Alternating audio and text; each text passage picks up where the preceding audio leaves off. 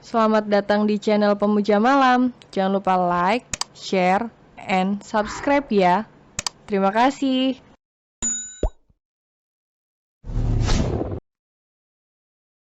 Episode 36, Selingkuh dengan Suami Sahabat Sendiri. Punggung langit bergetar, menandakan sang empunya tubuh tengah menangis sesenggukan. Hiks, hiks, hiks. Tangis langit pun pecah. Ara yang kebingungan hanya mampu membalas pelukan papanya, sambil tangan mungilnya mengelus-elus punggung langit. "Papa napa nangis?" tanya Ara. "Papa bahagia sayang. Ini tangisan bahagia karena sebentar lagi kita bertemu Bunda dan Kak Elang." Ucap langit sengaja menghibur Ara. "Yang benel, Pa."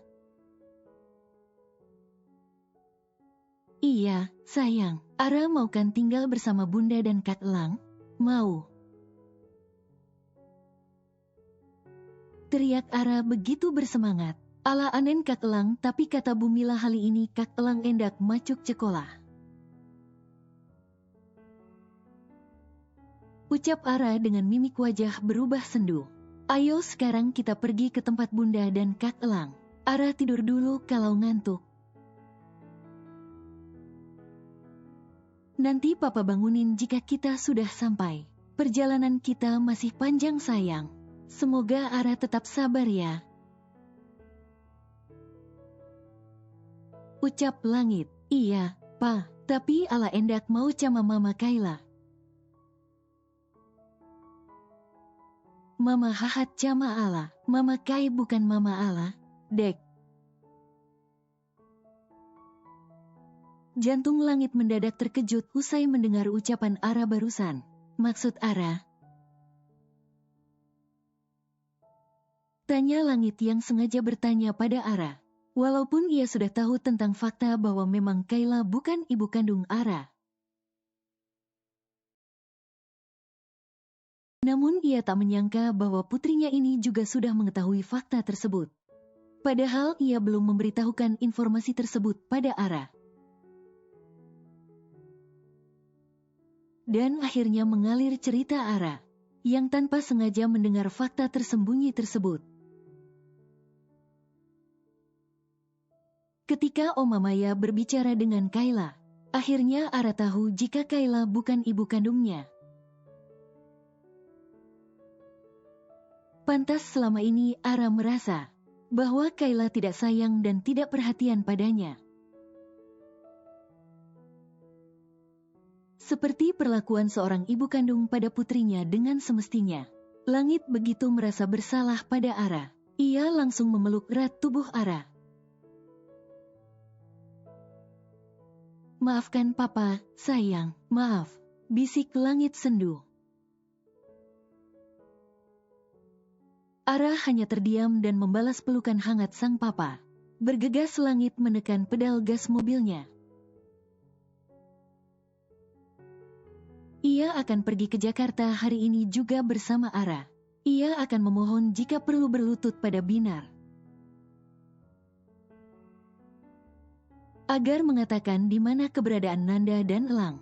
Ia tetap optimis dan yakin bisa mempertemukan Ara dengan Nanda dan Elang.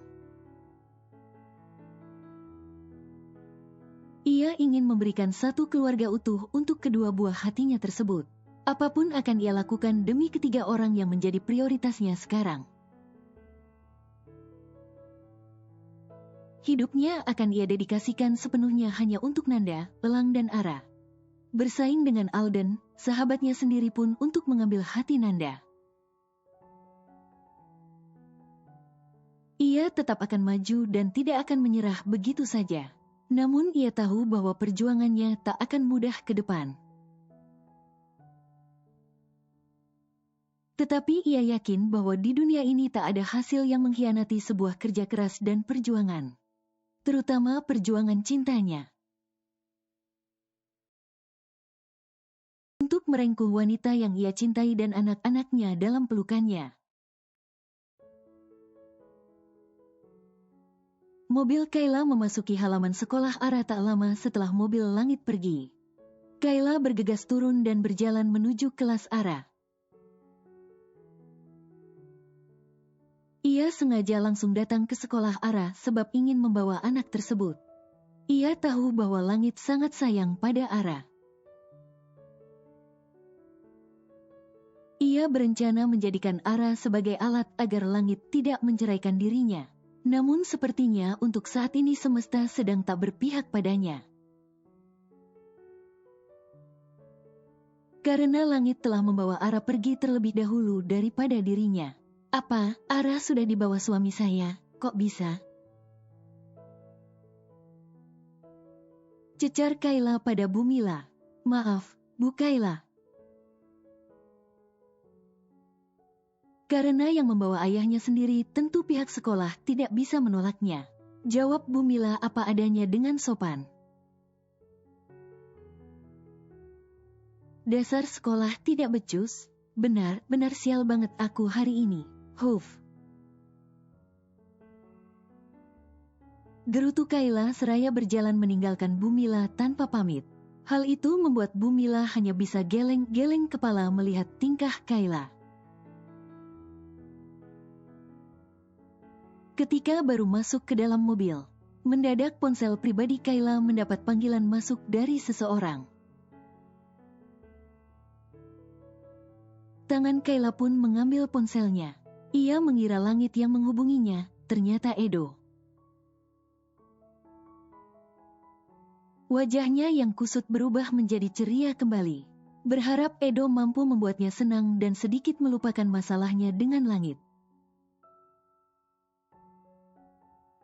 Jika memang langit menceraikannya, maka menjadi selingkuhan Edo pun sepertinya tak masalah, pikirnya. Nanti ia akan membuat mantan kekasihnya itu menceraikan Sylvia, lalu menikah dengan dirinya. Jika perlu ia berencana kabur untuk hidup bersama Edo di luar negeri. Sebab tinggal di Indonesia cukup beresiko. Pastinya orang tuanya terlebih ayahnya tak akan pernah merestui hubungannya dengan Edo. Kayla pun segera mengangkat panggilan dari Edo. Halo, Mas, aku rindu kamu, sapa Kayla dengan mesra ketika mengangkat panggilan dari Edo. Kamu di mana, Kay? Tanya Edo. Aku lagi di jalan, cuma lagi minggir dulu karena angkat telepon dari kamu. Kenapa, Mas? Kangen ya? Bisa ketemuan, ada hal penting soalnya. Mas lagi di Bandung? Tanya Kayla cukup terkejut. Iya, aku lagi di Bandung. Ih, kok Mas Edo enggak bilang aku sih? Kan aku kangen, aku pikir Mas ada di Semarang. Ujar Kayla dengan suara rengekan manjanya namun tetap terselip kemesraan. Seolah dunia milik mereka berdua saja. Sejak Sylvia pulang umroh beberapa minggu lalu, dia minta sementara ini untuk tinggal di rumah orang tuanya di sini. Katanya kangen makan di rumah sama masakan mamanya. Jadinya, sejak itu aku enggak tinggal di Semarang. Lagi pula kerjaanku juga lebih sering ketemu klien di luar kota. Selebihnya melalui virtual juga sudah cukup. Jawab Edo, kita ketemuan di mana, Mas? Tanya Kayla yang langsung sumringah. Di tempat biasanya saja, 1 jam lagi aku tunggu di sana. Oke, darling, tunggu aku ya, jawab Kayla dengan mesra. Dan sambungan telepon tersebut langsung ditutup oleh Edo secara sepihak. Hal itu sontak membuat Kayla cukup terkejut dan berujung sewot. Ih, kok sudah diputus sih sama Mas Edo? Biasanya pakai bilang mesra dulu sebelum tutup telepon. Aneh banget sih laki yang satu ini. Gerutu Kayla. Namun ia berusaha berpikir positif dengan sikap Edo barusan yang tak seperti biasanya. Mungkin Edo sedang banyak pikiran karena bisnisnya. Ah, ketemu Mas Edo senangnya hatiku. Siapa tahu nanti dia mau pas aku ajak shot time dulu sebelum pulang. Jadi enggak sabar deh. Sudah kangen banget aku sama ularnya yang hot punya. Gumam Kayla membayangkan sesuatu di bawah perut Edo, yang selalu memuaskan dan melenakan dirinya selama ini. Kayla pun bergegas merapikan penampilan dan melakukan make up ulang di dalam mobilnya. Setelah sudah dirasa oke penampilannya saat ini, Kayla menekan pedal gas mobilnya dan pergi meninggalkan sekolah Ara. Cafe Cinta Segitiga, Bandung. Sebuah kafe yang mengusung tema privat dan elegan di pusat kota Bandung ini.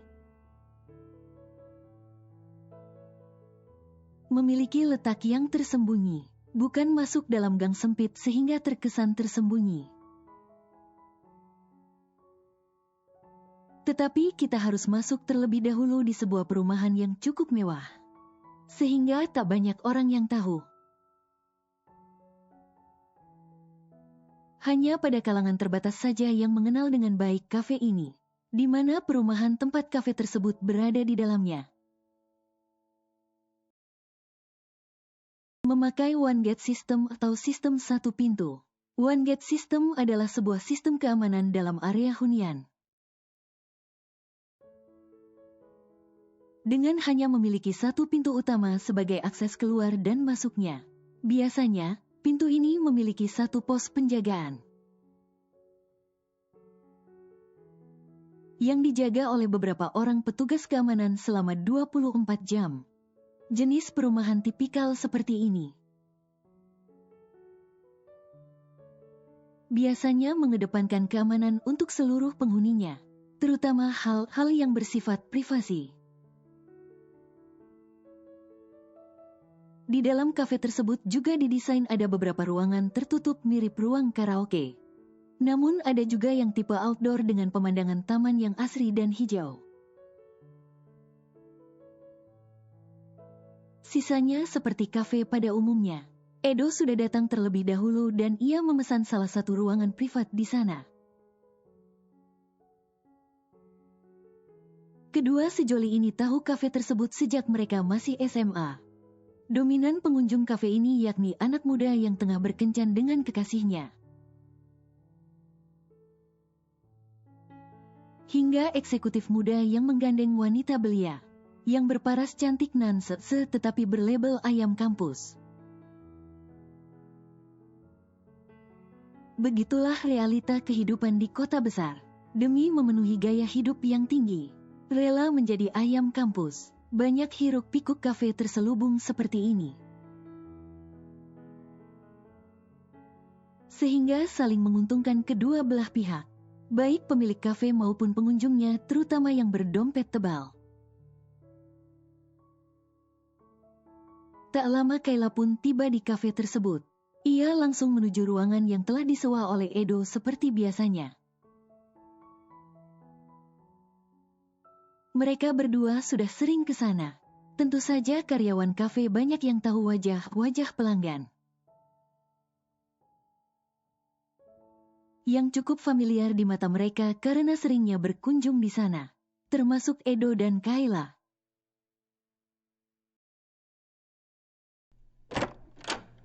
Pintu ruangan yang disewa oleh Edo pun didorong oleh Kayla dan terbuka. Seketika Kayla langsung berjalan ke tempat duduk Edo. Tanpa malu ia langsung duduk di atas pangkuan Edo. Mas Edo sayang, aku kangen. Bisik mesra Kayla di telinga Edo seraya memeluk suami sah dari sahabatnya tersebut.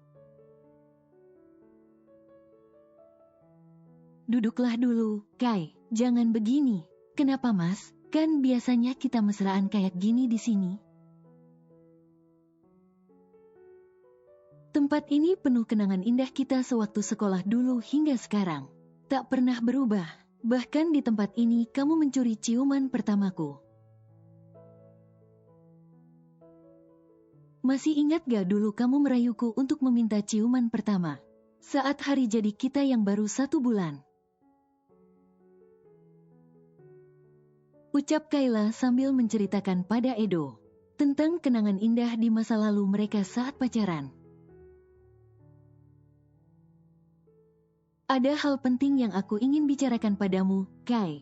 Duduklah dulu dengan baik, pinta Edo tanpa merespon ucapan Kayla sebelumnya. Yang mengenang masa pacaran mereka di kafe yang sama. Akhirnya Kayla yang tak ingin memperkeruh suasana hati Edo, ia pun menurutinya. Ia turun dari pangkuan Edo lalu duduk di samping Edo dengan memeluk lengan lelaki itu. Seolah ia tak ingin lepas dari Edo. Bahkan tangannya saat ini dengan nakal mengelus paha Edo, hingga mendekati senjata laras panjang milik dari suami Sylvia Kalista ini. Please, Kai, jangan seperti ini. Hari ini aku mengajakmu ke sini karena ingin bicara bukan pacaran. Tegas Edo yang menolak sentuhan tangan Kayla pada aset krusial miliknya di bawah sana. Memangnya Mas mau bicara apa? Tanya Kayla mendadak jutek, sebab Edo menolak kesenangannya. Sebenarnya Ara anak siapa? Tanya Edo tiba-tiba. Dek. Jantung Kayla seketika berdegup kencang. Mendengar pertanyaan Edo barusan yang tak biasa. Pupil mata Kayla seketika melebar dan tak lama bola matanya bergulir resah. Tanda dirinya gugup. Mengapa Mas Edo masih tanyain jati diri anak sialan itu? Bukannya yang lalu sudah aku bilang kalau Ara, putrinya.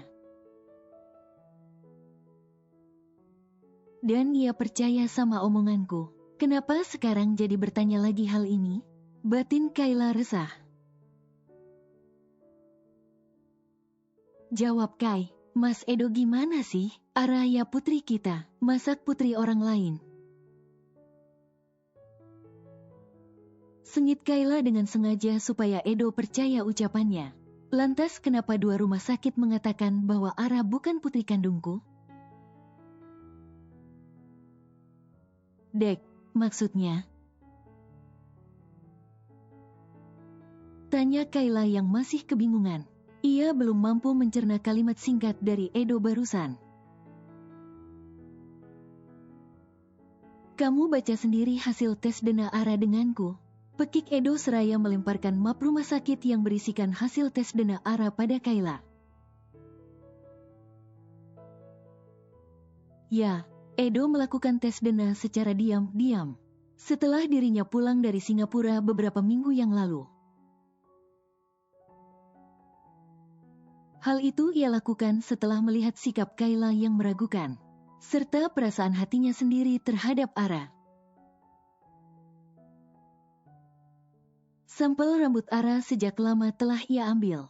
Tepatnya ketika pertama kali bertemu Ara untuk jalan-jalan ke Dufan bersama Kayla. Ketika Kayla tengah sibuk mengangkat panggilan telepon dan sedikit menjauh darinya, Edo pun memanfaatkan momen yang ada.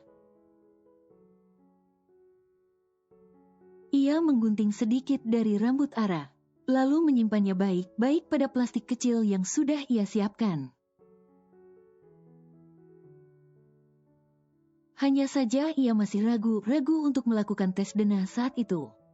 Karena ia begitu mempercayai Kayla.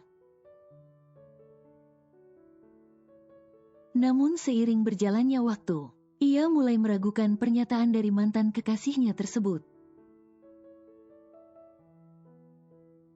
Dan ternyata hasilnya begitu mengejutkan dirinya bahwa keraguan hatinya benar adanya. Ara bukanlah putri kandungnya. Hal itu berdasarkan hasil tes DNA di 2 rumah sakit berbeda yang ia lakukan beberapa waktu lalu di Semarang. Jawab Kai, jadi Ara anak siapa? Bentak Edo. Dengan tangan gemetar Kayla menggenggam kertas hasil tes DNA Ara dengan Edo. Dan memang tertera jelas bahwa Ara bukan putri kandung Edo. Ia tak menyangka bahwa Edo diam-diam melakukan tes DNA Ara tanpa sepengetahuannya. Sial, batin Kayla. Kenapa kamu diam, Kai? Jadi benar bahwa selama ini kamu membohongiku perihal Ara? Lalu anak kita di mana? Apa benar seperti dugaanku bahwa anak kita sudah meninggal dunia? Kamu gugurin atau ayahmu yang brengsek itu yang membunuhnya? Jawab Kayla Andini Sastro. Dek, Kayla yang tengah dilanda kebingungan, gugup dan tak tahu harus berbuat apa. Untuk meredam kemarahan Edo, lantas ia langsung memeluk erat tubuh Edo. Hiks, hiks, hiks. Tangis Kayla pun pecah seraya memeluk tubuh Edo. Maafkan aku, Mas, anak kita. Ucapan Kayla tiba-tiba menggantung. Karena suara seseorang yang datang sontak mengejutkan mereka berdua. Dentuman keras pintu ruangan privat tempat Edo dan Kayla tengah bersama di dalamnya. Tiba-tiba mengejutkan semua pihak. Tak terkecuali Edo dan Kayla. Keduanya lantas menoleh dan sontak pupil matanya melebar. Tatkala melihat Sylvia berdiri di hadapan mereka saat ini. Bagus, hebat kalian berdua, hebat. Teriak Sylvia dengan sorot mata tajam pada suami dan sahabatnya yang dalam posisi berpelukan. Walaupun sesungguhnya Edo tak membalas pelukan Kayla. Karena yang memeluk terlebih dahulu adalah inisiatif Kayla. Tetapi tetap saja di mata Sylvia saat ini suami dan sahabatnya tersebut telah mengkhianatinya. Edo seketika berdiri untuk berjalan ke arah istrinya. Namun Sylvia menahannya. Berhenti Mas, tetap di situ jangan mendekatiku. Tega kamu mengkhianatiku, terlebih dengan sahabatku sendiri. Oh, ya Tuhan dosa apa aku? Sylvia pun menangis pilu dengan bercucuran air mata di depan Edo dan Kayla. Hati wanita mana di dunia ini yang tidak sakit? Ketika melihat suami dan sahabatnya berselingkuh. Wajah Sylvia tampak pucat karena hari ini dirinya sedang tidak enak badan. Dan ditambah baru saja melihat pemandangan yang begitu menyakitkan batinnya. Yakni melihat dengan mata kepalanya sendiri perselingkuhan suaminya dengan Kayla, sahabatnya. Sebelumnya, ia tak pernah mengalami mual hebat. Namun entah mengapa pagi ini dirinya begitu malas didekati oleh suaminya. Tak lama ia pun mual hebat di kamar mandi pribadinya. Setelah suaminya sudah pergi dari rumah. Ketika Edo pamit untuk kerja. Akhirnya ia memutuskan untuk periksa ke dokter ditemani ibunya. Sebab sang mama mengatakan jika memiliki feeling bahwa Sylvia tengah berbadan dua.